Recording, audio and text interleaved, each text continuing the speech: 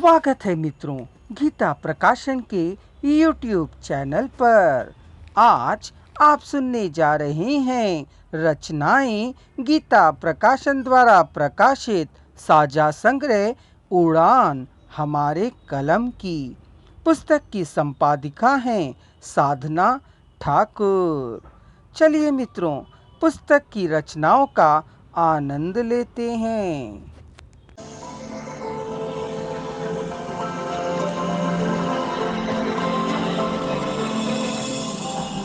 नमस्कार मित्रों, आज आप सुनने जा रहे हैं गीतिका सक्सेना जी की कहानी द्वंद्व। आज शिप्रा के मन में कैसा बवंडर उठा था। तूफान की दस्तक उसे साफ सुनाई दे रही थी, लेक का मन तूफान में डूब जा मगर आग उसे रोक रहा था। लड़ाई सहित से ज्यादा कुछ मचलती हुई भावनाओं के भंवर में फंस जाने की थी, उन पर काबू पा लेने की थी।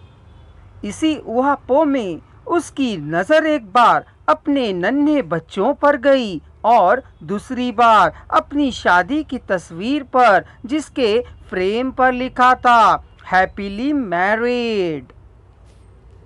शिशिर कितने मन से वो फ्रेम खरीद कर लाया था उनकी शादी की पहली सालगिरह पर, और उसमें जयमाला की फोटो लगाते हुए उसने कहा था, ये मेरी जिंदगी का सबसे सुखद पल है। तुमने मेरी जिंदगी का खालीपन दूर कर दिया। मैं किस्मत वाला हूँ, मुझे तुम्हारे जैसी जीवन संगिनी जो मिली।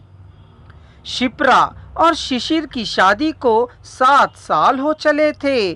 शिशिर आर्मी में मेजर था। जब शिप्रा के लिए शिशिर का रिश्ता आया था, वो सिर्फ 23 साल की थी और सोचती थी आर्मी वालों की पत्नियों की जिंदगी कितनी हसीन होती है।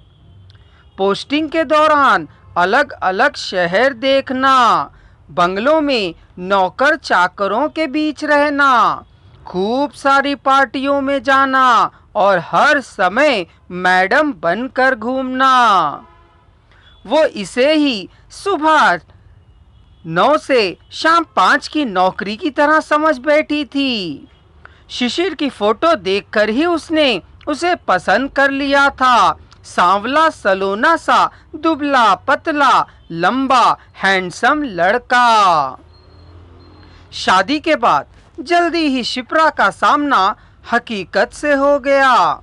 नौकर चाकर बंगला सब मिला, लेकिन साथ में शिशिर की व्यस्त, कठिन और अनुशासन से बधी जिंदगी भी। वो काम में व्यस्त रहता था, लेकिन शिप्रा से बेहद मोहब्बत करता था। इसी प्यार के सहारे शिप्रा ने जल्दी ही इस नई जिंदगी के साथ सामंजस्य बैठा लिया था। कुछ 3 साल बाद उसने जुड़वा बेटों को जन्म दिया। अब तो उसे खुद ही सांस लेने की फुर्सत नहीं थी। यूं ही 4 साल और गुजर गए।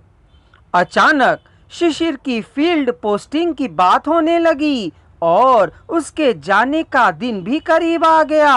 अब तक तो हमेशा शिप्रा और बच्चे उसके साथ ही पोस्टिंग पर जाते थे, लेकिन इस बार फील्ड पोस्टिंग होने के कारण उसे अकेले ही जाना पड़ा।